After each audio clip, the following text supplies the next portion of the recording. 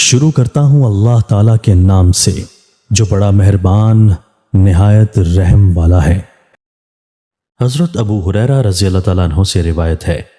سیدنا ابو القاسم صلی اللہ علیہ وآلہ وسلم نے فرمایا، قسم اس ذات پاک کی جس کے قبضہ میں میری جان ہے،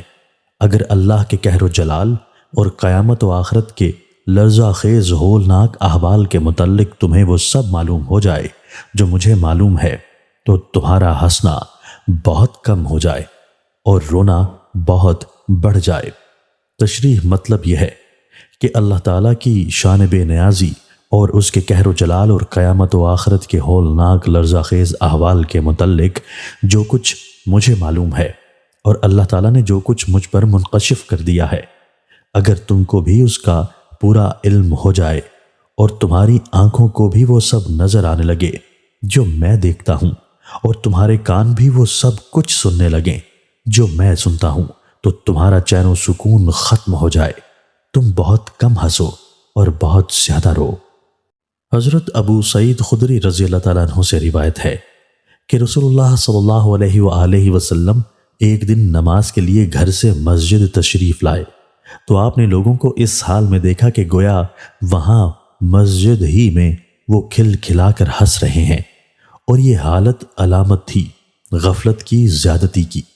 اس لیے رسول اللہ صلی اللہ علیہ وآلہ وسلم نے ان کی اس حالت کی اصلاح کے لیے ارشاد فرمایا، میں تمہیں بتاتا ہوں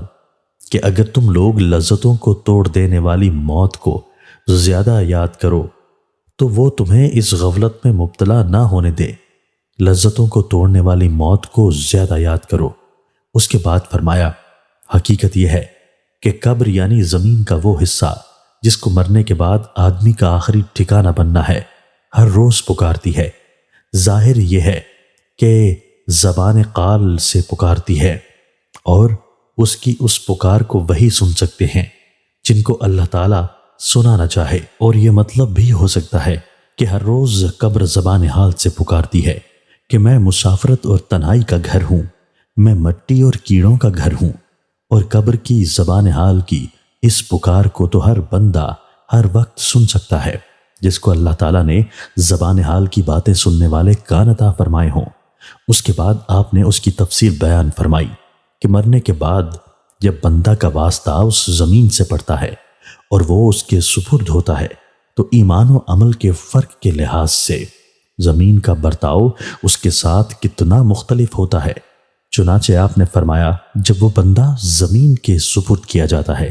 جو حقیقی مومن و مسلم ہو، تو زمین کسی عزیز اور محترم مہمان کی طرح اس کا استقبال کرتی ہے اور کہتی ہے، مرحبا،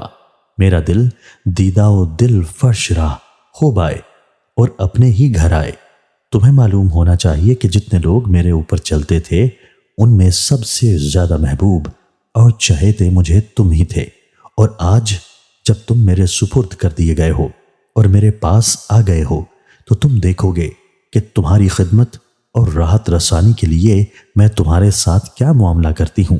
پھر وہ زمین اس بندہ مومن کے لیے حد نگاہ تک وسیع ہو جاتی ہے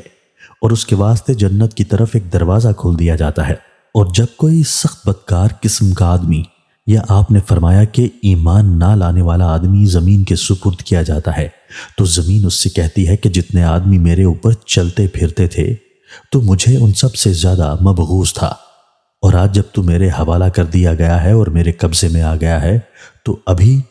تو دیکھے گا کہ میں تیرے ساتھ کیا کرتی ہوں۔ آپ نے فرمایا کہ پھر وہ زمین ہر طرف سے اس کو بھینچتی اور دباتی ہے، یہاں تک کہ اس کے دباؤ سے اس کی پسلیاں ادھر ادھر ہو جاتی ہیں۔ ابو سعید خدری رضی اللہ تعالیٰ عنہ کا بیان ہے کہ حضور صلی اللہ علیہ وآلہ وسلم نے اپنے ایک ہاتھ کی انگلیوں میں دوسرے ہاتھ کی انگلیاں ڈال کر ہم کو اس کا نقشہ دکھایا۔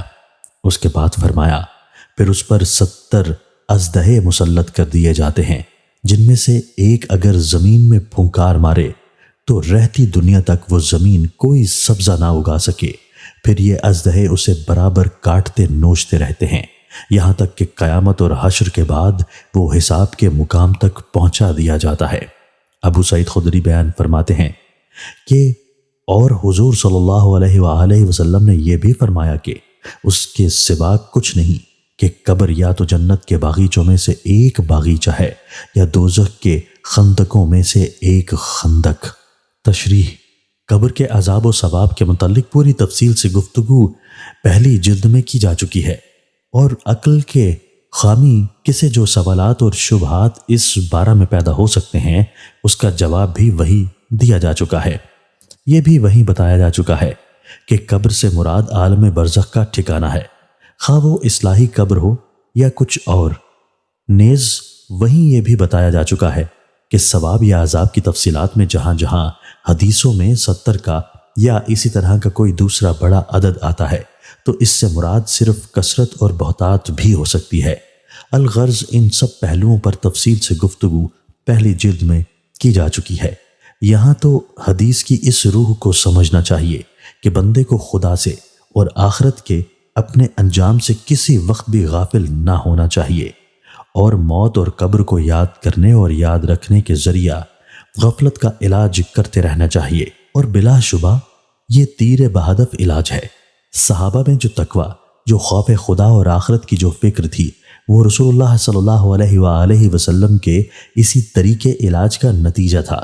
اور آج بھی یہ اوصاف کچھ انہی بندگان خدا میں نظر آتے ہیں جنہوں نے موت اور قبر کی یاد کو اپنا وظیفہ بنا رکھا ہے۔